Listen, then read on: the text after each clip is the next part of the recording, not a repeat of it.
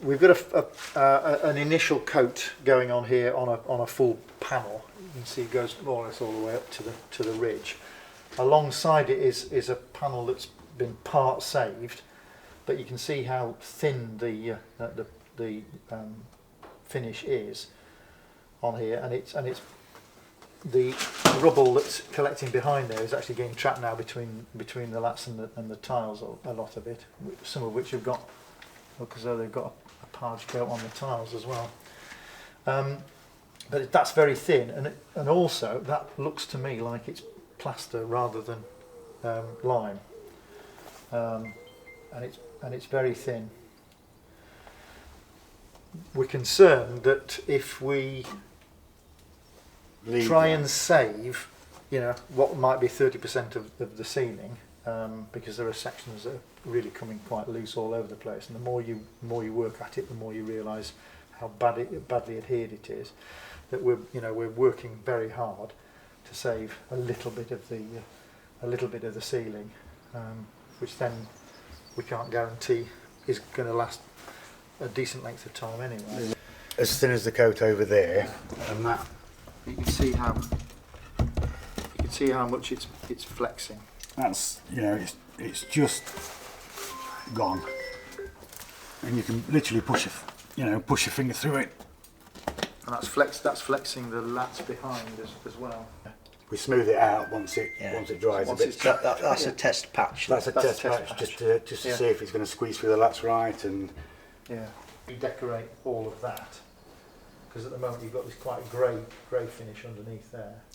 The biggest problem with redecoration is when you put a bit of wet on that. When you put a bit of force on it and weight, it starts to snap. Lifting the. When you replaster onto the lats, it forms, it squeezes through the lats and forms a bond. A blob at the back, which is bigger than the hole. But unfortunately, when you start scraping the paint off, the paint is, it is very loose. Even my air blower brings the paint off, and because you can't paint back over that, because it will just come off. So by the time you're finished, I can see that panel moving now. It takes more time to scrape this off than it does to take it all off and redo it.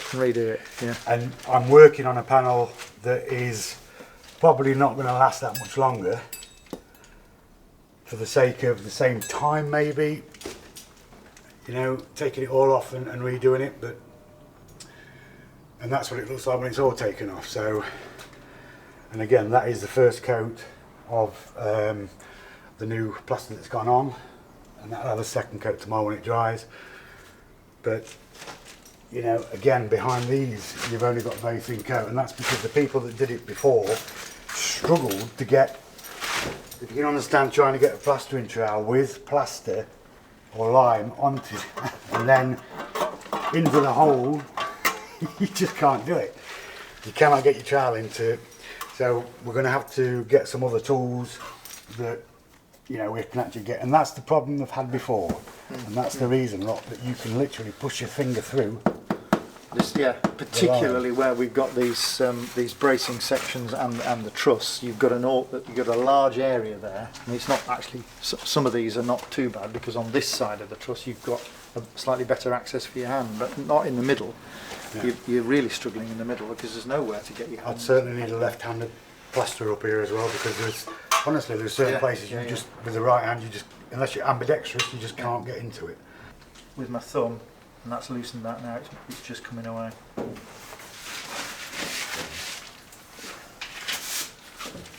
then this is very, the paint finish is very loose.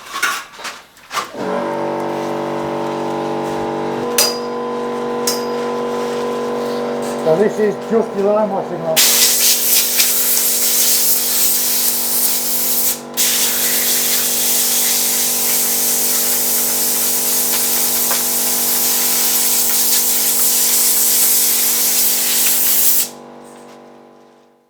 Working is we've got the rafter that we can see, which is the whole depth of the rafter.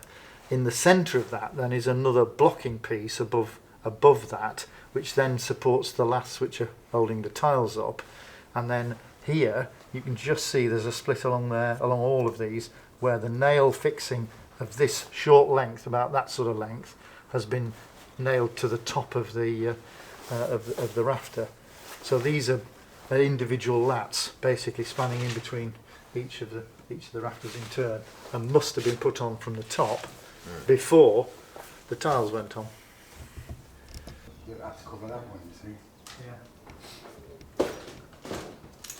Oh, you push that one. Oh, you push the hard one. Yeah. What happens? Yeah. And that panel is a good panel. Yeah. I mean, thumb's just gone straight through. Awkward to get. Awkward to get to. Panel that obviously looks okay from the floor, it sounds okay, but then when you push it, Yeah, it's gone. Yeah. it's gone. Yeah. And there it goes. And there it goes. Yeah.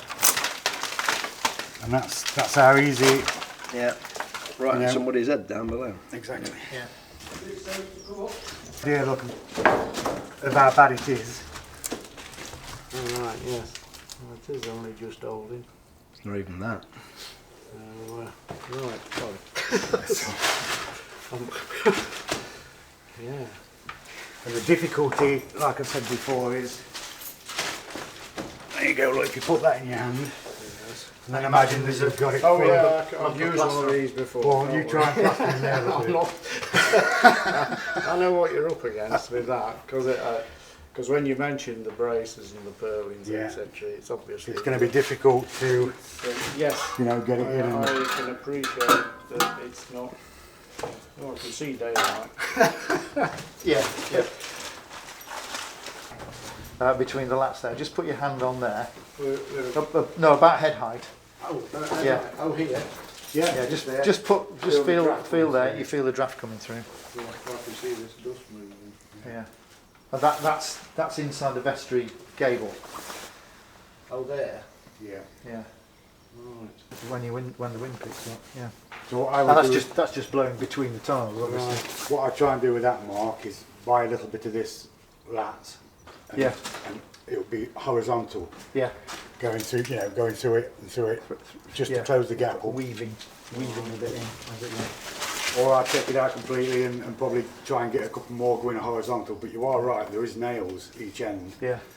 But I could probably cut one exactly the right size, get the nails out, and probably glue the wood to the wood. Just Yes. Yeah. once it's Once you leave line it in. rendered again, Yeah. Pull it, strengthen yeah, up. Yeah. self-cramp onto itself or Yeah. something. But there's one thing I did notice, John, when I started plastering this morning. What I would normally have on my trowel and plastering a wall, that would do, I don't know, a couple of square metres, one trowel. All the way This, through there. Yeah. you have to be so soft, but you need to get some through because it's got to lip over. But you don't want to get too much through because it just disappears through the holes. So there's a balance there where you've got to do it at a certain. Right. You need it to bond, but you don't want to lose all your. over. Because you're just adding weight to it then as well. Yeah, aren't you? like I say, that's half a bag. Just Oh, that. just And half half a a bag. bag would normally plaster 3 or 4 square metres. Yeah, You know, because I can see there, that's really thin. It is, isn't it? Yeah. really thin. Yeah.